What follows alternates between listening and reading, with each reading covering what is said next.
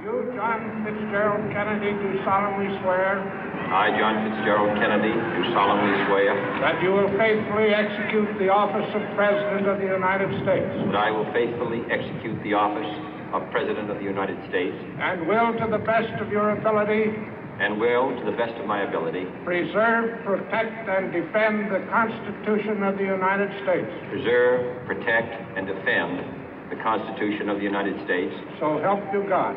So help me God.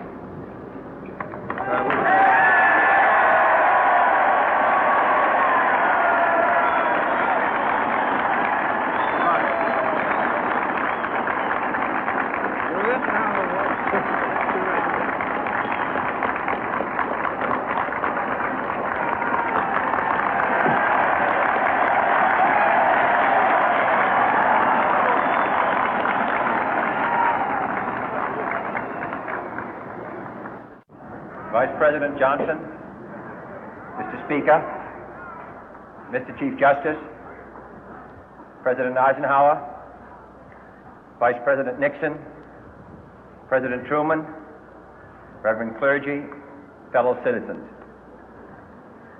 We observe today not a victory of party, but a celebration of freedom, symbolizing an end as well as a beginning, signifying renewal as well as change. For I have sworn before you and Almighty God the same solemn oath our forebears prescribed nearly a century and 3/4 ago.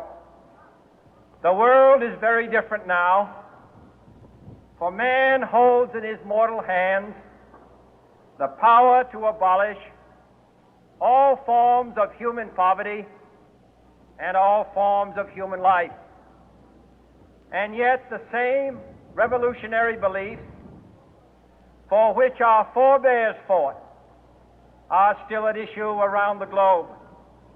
The belief that the rights of man come not from the generosity of the state, but from the hand of God. We dare not forget today that we are the heirs of that first revolution. Let the word go forth from this time and place to friend and foe alike that the torch has been passed to a new generation of Americans born in this century, tempered by war, disciplined by a hard and bitter peace, proud of our ancient heritage, and unwilling to witness or permit the slow undoing of those human rights to which this nation has always been committed and to which we are committed today at home and around the world.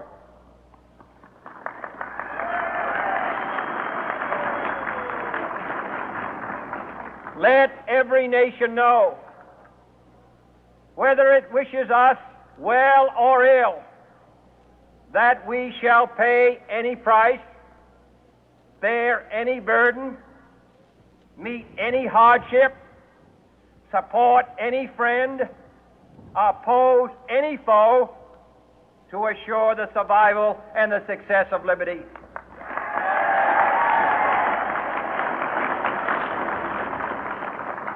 This much we pledge and more. To those old allies whose cultural and spiritual origins we share, we pledge the loyalty of faithful friends. United, there is little we cannot do in a host of cooperative ventures. Divided, there is little we can do, for we dare not meet a powerful challenge at odds and split asunder. To those new states whom we welcome to the ranks of the free, we pledge our word that one form of colonial control shall not have passed away, merely to be replaced by a far more iron tyranny. We shall not always expect to find them supporting our view, but we shall always hope to find them strongly supporting their own freedom, and to remember that in the past, those who foolishly sought power by riding the back of the tiger ended up inside.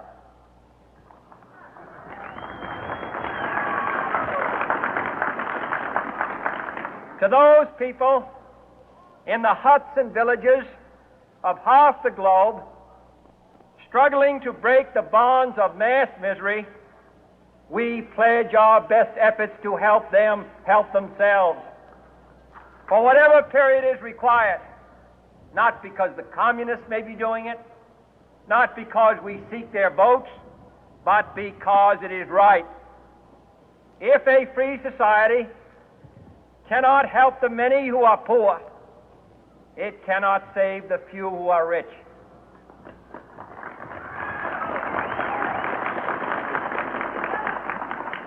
To our sister republics south of our border, we offer a special pledge to convert our good words into good deeds, in a new alliance for progress, to assist free men and free governments in casting off the chains of poverty.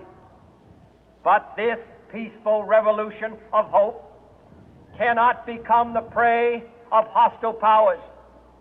Let all our neighbors know that we shall join with them to oppose aggression or subversion anywhere in the Americas. And let every other power know that this hemisphere intends to remain the master of its own house.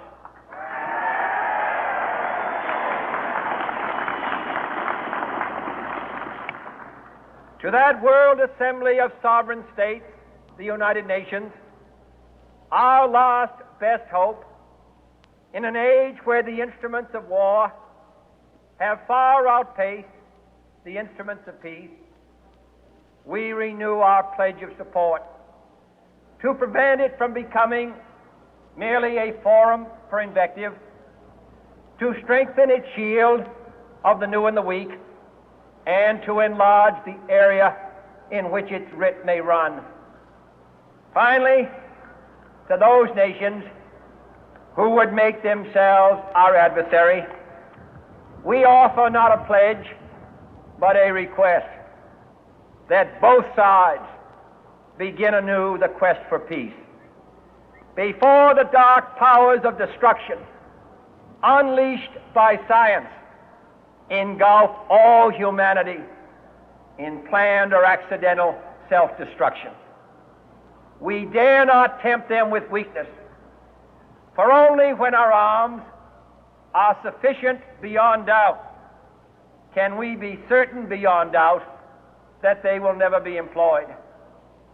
But neither can two great and powerful groups of nations take comfort from our present course, both sides overburdened by the cost of modern weapons, both rightly alarmed by the steady spread of the deadly atom, yet both racing to alter that uncertain balance of terror that stays the hand of mankind's final war. So let us begin anew, remembering on both sides that civility is not a sign of weakness, and sincerity is always subject to proof. Let us never negotiate out of fear, but let us never fear to negotiate.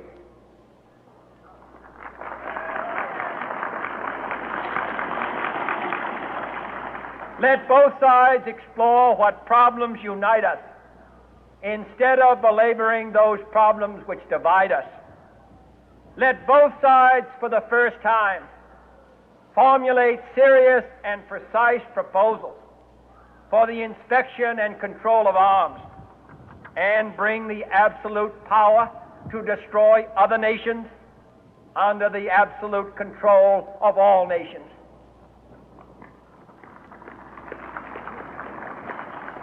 Let both sides seek to invoke the wonders of science instead of its terrors.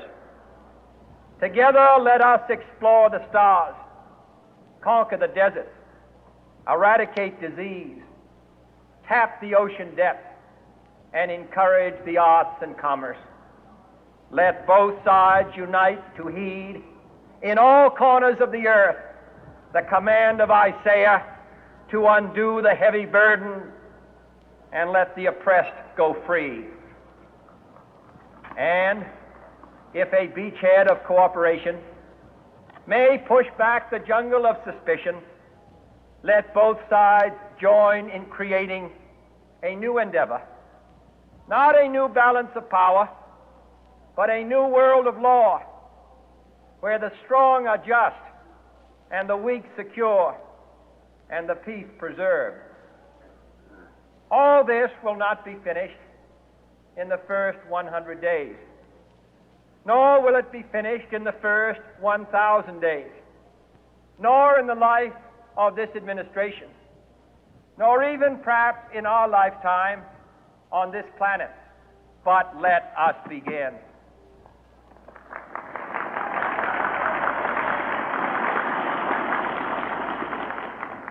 In your hands, my fellow citizens, more than mine, will rest the final success or failure of our course.